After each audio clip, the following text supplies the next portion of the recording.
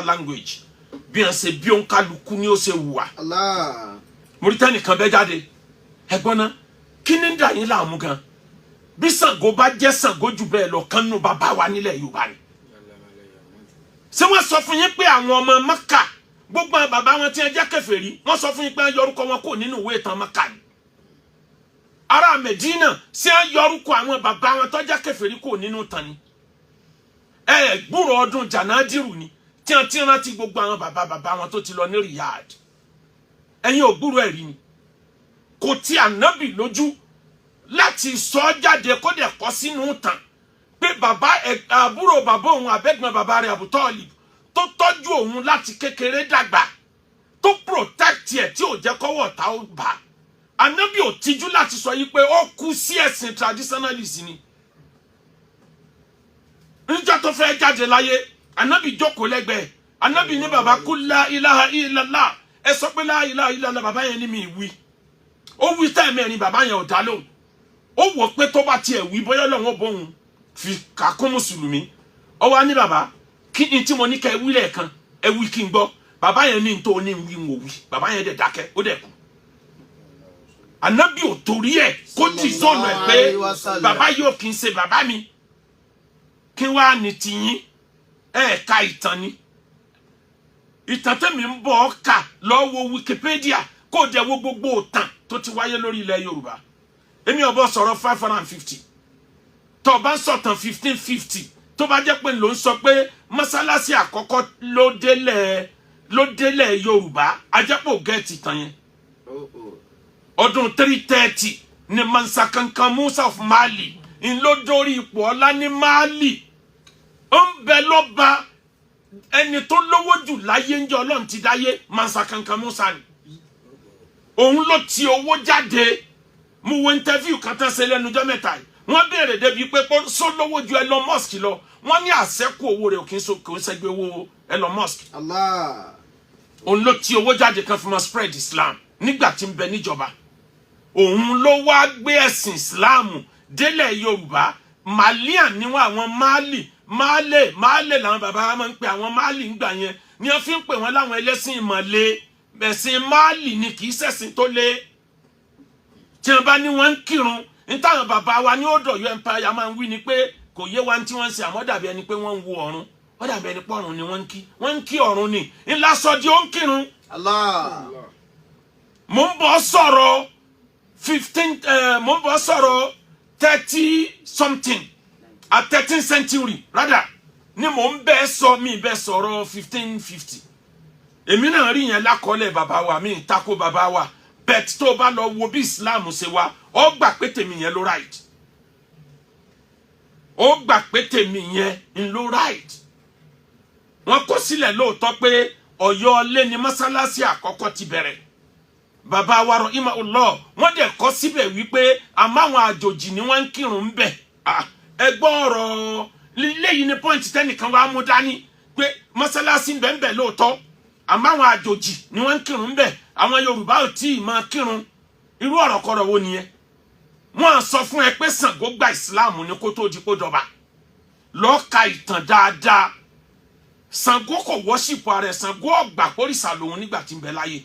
kò wọ́ṣìpù rẹ̀ Ṣàngó ní agbára tí fi ń kọ̀máǹdì iná ìlú ìyá rẹ̀ nínú pé bí Islam ṣe ta kọ́sọ́bọ́sọ́ ọ̀dọ̀yọ́ ńlọ́bọ́ sínú pé ìlú ìyá ẹ̀ ló ti kọ́ bí wọ́n ṣe ń fi ẹnu control iná ó sì ka Kùránì níwọ̀nba ń bẹ̀ ìgbà tó dọba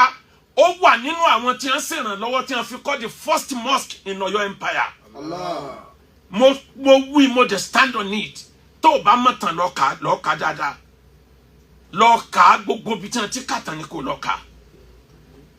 Èmi kì í búlù onílù bẹ́ẹ̀ kéèyàn fẹ́ ń sọ̀tì ìlú mi ò ní búlù ẹ̀ padà àmọ́ máa jẹ́ kó yẹ pé kò mọ nǹkan tí ń sọ. Allah. Àwọn tí wọ́n mọ oríkì Ṣàngó tí wọ́n bá kì í títí wọ́n máa ń kí nǹkan kan tó jẹ ọmọ kéwú mọ́ lára torí pé ó ké Kùránì díẹ̀ nínú pé kó tó ta kọ́sọ́ bọ́ sọ́yọ́ empire ọmọ líle ni bàbá líle ni ó dé Ọ̀yọ́ empire ẹ̀gbọ́n ẹ̀tọ́ bá lórí ọba ó lè dànù ọgbà ọba yẹn lọ́wọ́ ẹ̀ ó sì fi ọdún méje rú láàrin ọdún méje yẹn ni a kọ́ mosque àkọ́kọ́ òun sì ní Aláàfin ẹlẹ́ẹ̀kẹta. Kíyàn máa wá bá mi sọ ìtàn tí ó mọ̀ nípa ẹ̀. Okay, ẹ wá jẹ́ ká wò ní 13th century ní Old Ọ̀yọ́ Empire. Àwọn Aláàfin tí wọ́n jẹ níbẹ̀, Aláàfin Ọ̀rànyàn lákọ́kọ́ ní that 13th century. Aláàfin Àjàká tẹ̀lé, Ṣàngó lẹ́lẹ́ẹ̀kẹta. Táìmù ẹ̀ ni wọ́n build the mosque. Àmọ́ láyé Aláàfin Àjàká ní Islam wọlé. Ẹlẹ́ẹ̀kẹrin ó ní Agánjúsọlá. Nígbà tó di 14th century, ọba tó kọ́kọ́ jẹ ní ọba Akórì.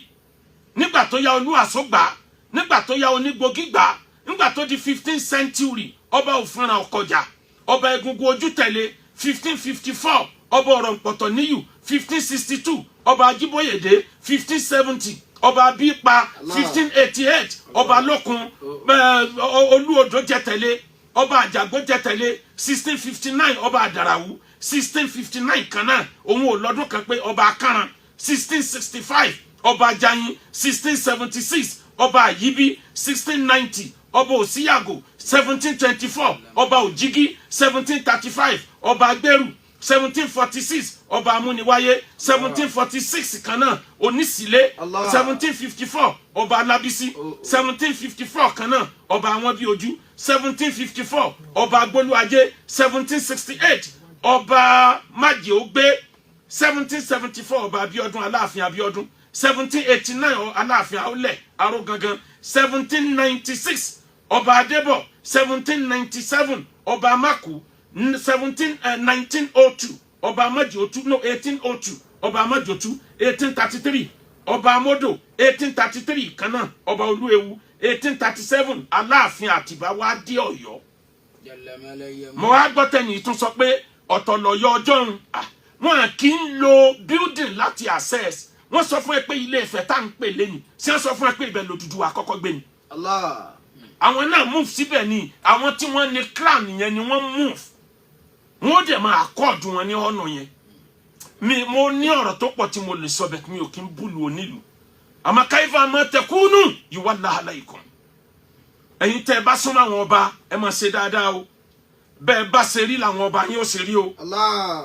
Ẹ̀yin ẹlẹ́sìn tẹ́ bá súnmọ́ àwọn ọba tó bá jẹ́ pé àwọn alálàáfíà ní ẹ̀rí pé àlàáfíà lọ́ba yẹn wọ́n introduce sọ́ba. Tó bá já wọn wàhálà ní àdìsá nábì ni kaifa ma takunu yuwalla alaykum.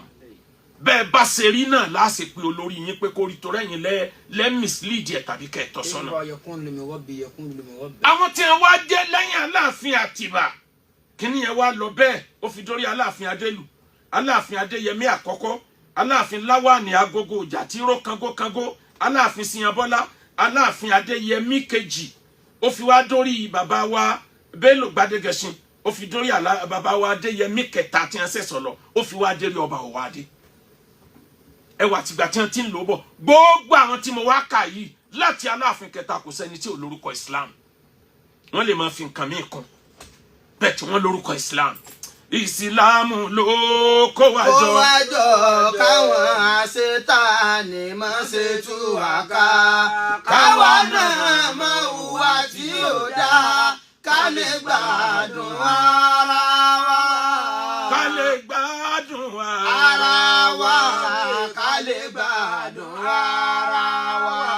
Káwa náà mọ hùwà tí ò dáa ká lè gbádùn ara wa. Ẹ wá dákun nínú ẹ̀kọ́ ayé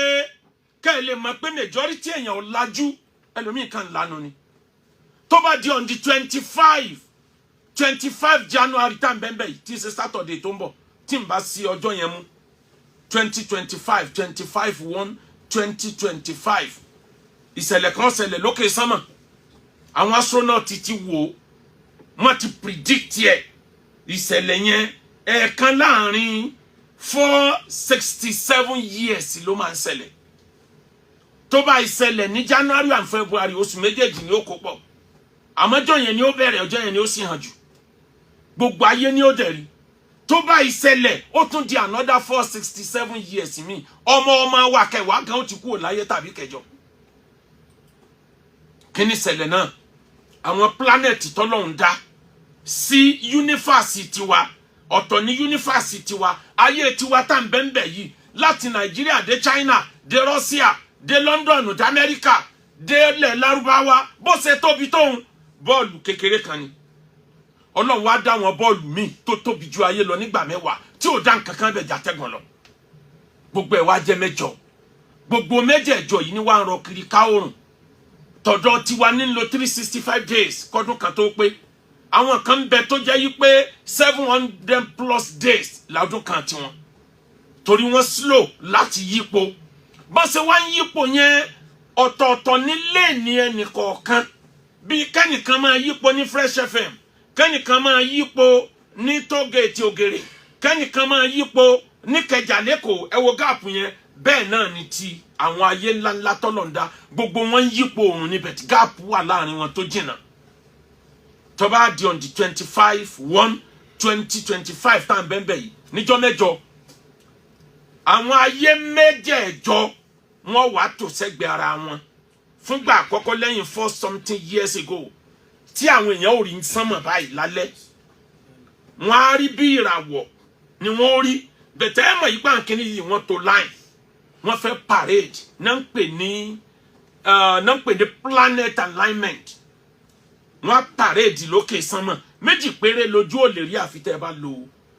bá lo microscope lókù lálẹ́ ọjọ́ mercury ó yọjú Venus ó yọjú ayé tiwa tá ń bẹ́ẹ̀ yìí náà ó yọjú Mars ó yọjú Jupiter ó yọjú Saturn ó yọjú Uranus ó yọjú Neptune ó yọjú Allah. Venus àti no ètò tẹ̀lé mi ò rántí ẹ̀ àwọn méjèèjì nìkan ló ní di microscope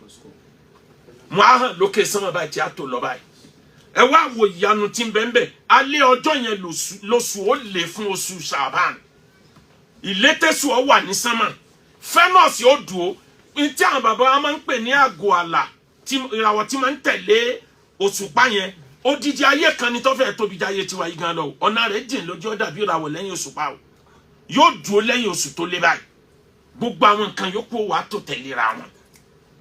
kí wọ́n á lẹ̀kọ́ tó wà ń bẹ̀ ẹ̀kọ́ àkọ́kọ́ ni pé agbára Ọlọ́run kọjá òye ẹ̀dá oòrùn táwa ń wò yìí oòrùn tiwa táwọn wò lókè sánmà yìí àwọn yúnífàsì míì náà ń bẹ táwọn náà tún ní oòrùn mi wọ́n ti rí oòrùn kan tí wọ́n ló tóbi ju ó mọ́lẹ̀ ju oòrùn tiwa lọ more than 50 times àwọn ayé kan náà lọ́lọ́run tó kó yípo bẹ̀ tẹ́nìkan ọmọ ní tọ́lọ́run kó bẹ̀ agbára Ọlọ́run ti pọ̀ jù ẹ bá mi gbólúwa mi tóbi ọba mi buwaya kò sí ohun tí ò lè ṣe ọba mi tó ṣẹ̀dá ayé pẹ̀lú ọ̀run. ẹ gbólúwa mi tóbi ọba mi buwaya kò má mọ sóhun tí ò lè ṣe ọba mi tó ṣẹ̀dá ayé pẹ̀lú ọ̀run. ẹ̀kọ́ ẹlẹ́ẹ̀kejì nínú ẹ̀kọ́ méje kí ni ń jẹ́ káwọn ntọ́lọ́ ń dá sí sánmà kan remain ẹnìkan ò kúrò lójú ọ̀nà rẹ̀ kọ́ lọ jálu ẹlòmíì ni o والشمس تجري لمستقر لها ذلك تقدير العزيز العليم ولقمر قدرنا منازل حتى عاد كالأرجون القديم لا الشمس ينبغي أن تدرك القمر ولا الليل سابق النهار وكل في فلك يسبحون Ọlọ́run ló kálukú ń lọ lójú ọ̀nà rẹ̀ níwọ̀n double cross mo bọ̀ kí ló mú wọ tó ń lọ jálu kírísítẹ́nì torí pé ó jẹ́ mùsùlùmí ó ń lọ jálu traditionalist torí pé ó jẹ́ mùsùlùmí ṣé mùsùlùmí tó jẹ́ ó ti di dandan fún ọ pé kó wà àlìjánà ni ṣé o ti gba certificate àlìjánà kí ló mú wọ kírísítẹ́nì tó ń jálu mùsùlùmí kí ló mú ẹ tó ń jálu traditionalist kí ló mú ọ traditionalist tó ń jálu mùsùlùmí kí ló mú ẹ tó ń jálu ẹlẹ́sìn christianity kí ló dé tó ń kálukú òṣètì ẹ lọ́tọ̀ọ̀tọ̀ ká lè ra yìí ṣe àwọn orílẹ̀-èdè kan ọ̀lẹ́sìn wọn ń gbádùn ayé o bí wàhálà yín bá pọ̀ jù àwọn èèyàn dẹ̀sìn ilẹ̀ òun ó sọ fún yín pé ẹ máa ṣẹ̀sìn yín bó bá jẹ́ pé náà ni àwọn ṣe táwọn fẹ́ wọná ẹ̀kọ́ méje níbẹ̀ lára tó fẹ́ ṣẹlẹ̀ ní 25/1 yóò dẹ̀ wà bẹ́ẹ̀ di February níbẹ̀ ọjọ́ yẹn ló máa hàn jù bí ìràwọ̀ kéékèèké ní orí ìsánmọ̀ bẹ̀tẹ̀ bá fura ẹ̀rí pọ̀ àláyìn àwárí rìpọ́ọ̀tì kan tó jáde tíyẹn sọ wípé kì í tó 460-70 years kì í tó bẹ́ẹ̀ o wọ́n dìbọ́ǹkì wọ́n ní ọ̀rọ̀ ni kò lè tó bẹ́ẹ̀ wọ́n ní ọ̀kún tó wáyé kọ̀ọ̀kan ní hàn tó yẹn ni àwọn kan náà ti sọ torí ẹni tí ó jáde tó ní ó lọ ká èmi náà rí yẹn bẹ̀tẹ̀ tí majority opinion favour ni wípé yóò jáde yóò dẹ̀ hàn wá rí níparí bàbá wa Dr. Awa Ibrahim ọkùnrin mẹ́ẹ̀ẹ́dọ́gbọ̀n lórí ọ̀rọ̀ ẹ̀sìn ẹ kú náwó lórí ọ̀rọ̀ Markaz bàbá wa Dr. Awa Ibrahim ọjọ́ ìtànà ó ti lé ní 15 or close to 20 years tí wọ́n ti ń sponsor wá sí Akeugba Gold àwọn gan máa sọ pé Akeugba Gold làáfàá mi àkọ́kọ́ tí mo mọ̀ òun làáfàá mi àkọ́kọ́ tí mo mọ̀ bàbá máa náwó sẹ́sìn ìjọ 100 million ìjọ 50 million ọdún kan wà tí mo wà ní alága bọ́ọ̀dù alálàájì tí ò sí gómìnà nílé tí ó sáyìn owó tá a fi sanwó àwọn alálàájì Dr. Awa Ibrahim nìkan sì sanwó alálàájì gbogbo ẹni gómìnà ránṣẹ́ tó rán ní àjì lọ́dún náà tí ì sí owó kékeré wọ́n gbà padà ọbẹ̀ tí ká ní wọn sanwó yẹn ń jọ yẹn ni bóyá orúkọ ọba ti bàjẹ́ Ọlọ́run ní payín tì nígbà kan wọ́n á dé Markaz ìyàwó wọn Queen Manara ọwọ́ ara odidi building fún Markaz lágége bàbá tún donate 20 million lójú ẹsẹ̀ yàtọ̀ fáwọn nǹkan tí wọ́n ń ṣe tí ò dúró ìnáwó Ramadan ọdún yìí wọ́n ti tún múra ẹ̀ bàbá Dr. Awa Ibrahim ní máa padà sí ibú wọlé àtitóbi Al-Quran ọba tó dá yín ò ní fi yín ṣẹ̀sín Dr. Awa Ibrahim ọkọ Manara ẹni Ọlọ́run Ọlọ́run máma jẹ́ òṣìṣẹ́ Ọlọ́run máma jẹ́ òmòṣì àpadà sí ibú ò máa dára Olúwa dákun máma jẹ́ òbá ẹ wọ́lá bàbá rẹ wọ́lá màmá rẹ wọ́lá àwọn àfáà wa wọ́lá ìyàwó rẹ gbogbo Dr. Awa ò ní mòsí o lọ́lá Kùránì ọ̀rọ̀ Ọlọ́run ọba. lọ́lá Kùránì ọ̀rọ̀ Ọlọ́run lọ́lá Kùránì ọ̀rọ̀ Ọlọ́run. Dr. Awa Ibrahim gbogbo ọjọ́ tẹ́ lò láyé Dr. Awa Ibrahim ọkọ Queen Manara Rashida gbogbo ọjọ́ tẹ́ lò láyé ẹ̀ ní dààmú lọ́lá títóbi Al-Quran àwọn ọmọ yẹn jújù yín lọ lójú ẹ̀mí bàbá ríru yín méjì nílẹ̀ Yorùbá tí ń náwó sẹ́sìn Islam ò ní problem tó báyìí Ọlọ́run tí ń ṣàánú yín ò ní padà bàbá mi dáadáa my mentor bàbá wa Mudirul Markaz hafidhahullahu wa ra'ah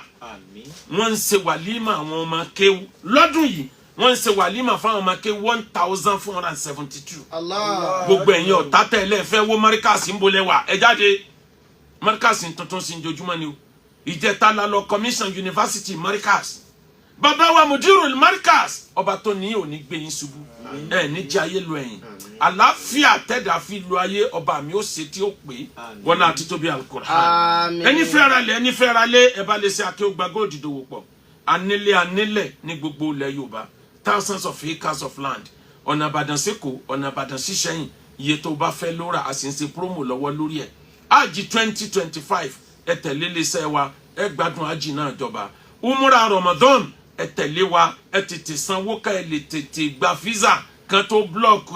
ẹ tẹ̀lé wa ẹni wọkọ ẹni wá ọyà amájẹrà ká latest message tàbí kó lo WhatsApp number 0057818180 ilé ẹ̀kọ́ wa Royal Gold Group of School ẹ mọ̀ ọmọ yín wá bẹ̀ ilé kéwú wa náà ẹ mọ̀ ọmọ wá bẹ̀ àwọn ọmọ náà la àlùbáríkà jà wá náà lọ 0057818180 3506612 Aki Dr. Yinka Ayefele fún birthday àwọn ìbẹ̀ta àwọn ọmọ náà dàgbà àwọn àjò Ayefele lọ lójú ẹ̀mí ẹ̀